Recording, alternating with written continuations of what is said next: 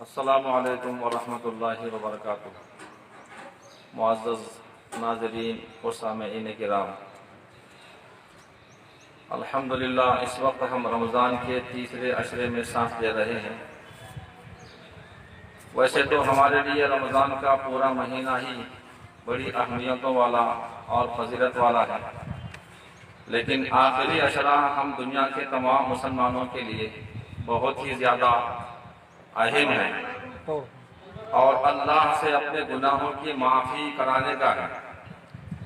اس آخری عشرے میں lock down میں ہمیں مارکیٹ کھلنے کی اور عید کی تیاری کی فکر سے زیادہ اس کی فکر اور اس بات کا احساس ہونا چاہیے کہ کب ہم سے اللہ راضی ہوگا اور کب اللہ تعالی ہم تمام مسلمانوں اور خصوصاً بھارت کے مسلمانوں کے لیے اپنے گھر مساجد کے دروازے کھول دے گا۔ میرے بزرگوں، ہم یہ سمجھ لیں کہ اللہ تعالی ہم سے ناراض ہیں، ہمارے گناہوں کی وجہ سے ہی اللہ نے ہمارے لیے اپنے دربار کے دروازوں کو بند کر دیا ہے۔ اب جب اللہ ہی نے اپنا فضل و کرم ہم پر کیا اور رمضان کی مبارک ساعتیں، مبارک گھڑیاں ہم کو عطا کی، تو کیا ہماری ذمہ داری اور نہیں بڑھ جاتی کہ ہم رمضان کے اس عشرہ اخیر میں معمول سے زیادہ اللہ کی طرف متوجہ ہوں، لاک ڈاؤن کے احکامات پر مکمل طور پر عمل کرتے ہوئے شب قدر کی تلاش میں راتوں میں دعاؤں کا اہتمام، قرآن پاک کی تلاوت کا اہتمام اور نفل نمازوں کا اہتمام کریں۔ اپنے ذہن سے مارکیٹ کھلنے اور عید کی خریدی کا تصور ہی نکال دیں۔ آخر ہم کس بات پر عید کی خوشیاں حاصل کرنے کی فکر میں لگے ہوئے ہیں؟ رمضان جیسا عظیم الشان مہینہ بغیر روزوں کے، بغیر تراویح کے اور بغیر دعاؤں کے اہتمام کے گزر رہا ہے، اور کیا ہمارے لیے یہ محرومی کی بات نہیں ہے کہ اس مبارک ماہ میں بھی ہمارے لیے مساجد کے دروازے بند رہے؟ ہمیں اس کی فکر کرنی ہے کہ کب اور کیسے ہمارا اللہ ہم سے راضی ہو اور کب وہ ہمارے لیے اپنے گھر کے دروازوں کو کھلوائے گا۔ اس کے لیے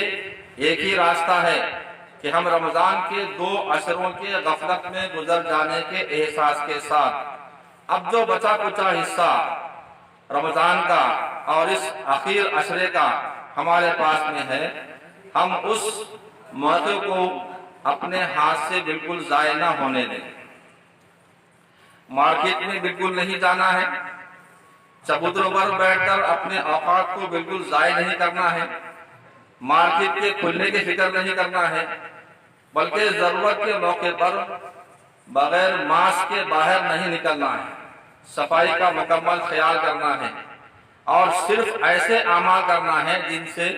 اللہ کی ناراضگی دور ہو سکتی ہے۔ اتنا یاد رکھیے کہ جب تک اللہ ہم سے راضی نہیں ہوگا، یہ کورونا جیسی مہاماری اور مہلک بیماری کا خاتمہ نہیں ہوگا، یہ لاک ڈاؤن کا سلسلہ ختم نہیں ہوگا، یہ آزمائشی گھڑیاں ہم سے ختم نہیں ہوگی۔ اس لیے آپ سے گزارش ہے کہ جیسے اب تک آپ اپنے گھروں میں نمازیں اور جمعہ کی نماز ادا کرتے رہے، ایسے ہی شب قدر کی عبادت بھی اور عید کی نماز بھی ہم اپنے اپنے گھروں میں رہتے ہوئے ہی ادا کریں اور اپنے آس پاس اور محلوں کے غریب اور مستحق لوگوں پر نگاہ ڈالیں، ان کی اعانت کریں اور خاص طور سے اس بات کا خیال رکھیں کہ اللہ رب العزت کو ہمارے اعمال کی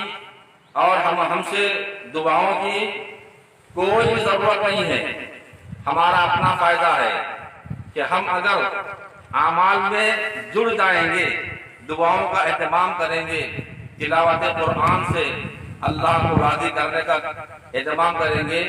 تو ہمیں یقین ہے کہ اللہ رب العالمین اپنا فضل زمین پر نازل کرے گا، یہ مہاماری کا خاتمہ ہوگا اور ہمیں پھر سے وہی سکون اور راحت کی گھڑیاں میسر آئیں گی۔ اس لیے ہماری گزارش ہے دارالعلوم محمودیہ اور جمعیت علماء تعلقہ جنپور کی طرف سے تمام مسلمانوں سے کہ رمضان کی ان مبارک ساعتوں میں اللہ سے اپنے گناہوں کی معافی طلب کریں، شب قدر کی تلاش میں راتوں میں اپنے اوقات کو اللہ سے مناجات میں گزاریں، تلاوت قرآن میں گزاریں، دعاؤں کے اہتمام میں گزاریں، چبوتروں پر بیٹھ کر اپنے اوقات کو ضائع ہونے سے بچائیں اور لاک ڈاؤن کا مکمل خیال کریں۔ یہ کوشش کریں کہ ہم سے کسی کو تکلیف نہ ہو اور ہم سب مل کر اس آزمائش کا مقابلہ کریں۔ یقیناً جب تک ہم رجوع اللہ نہیں ہوں گے اللہ کا فضل شامل حال نہیں ہوگا، اس لیے ہم رمضان کی قدر کریں۔ 2 عشرے غفلت کے ساتھ تو گزر گئے، اللہ معاف کرے۔ اب 1 عشرہ اور آخر عشرے کا کچھ حصہ ہمارے پاس میں ہے، ہم شب قدر کے اہتمام میں اور عید کے 1 دن پہلے والی جو رات لیلۃ الجائزہ یہ ہمارے ہاتھ میں ہے، ہم اس کو کام میں لے آئیں، اس کو ضائع ہونے نہ دیں۔ ان دونوں راتوں میں خصوصاً اللہ کی طرف متوجہ ہوں، گناہوں کی معافی طلب کریں اور اللہ کو راضی کرنے کے لیے جو کچھ آپ سے ہو سکتا ہے اس میں دریغ نہ کریں۔ وآخر دعوانا الحمدللہ رب العالمین۔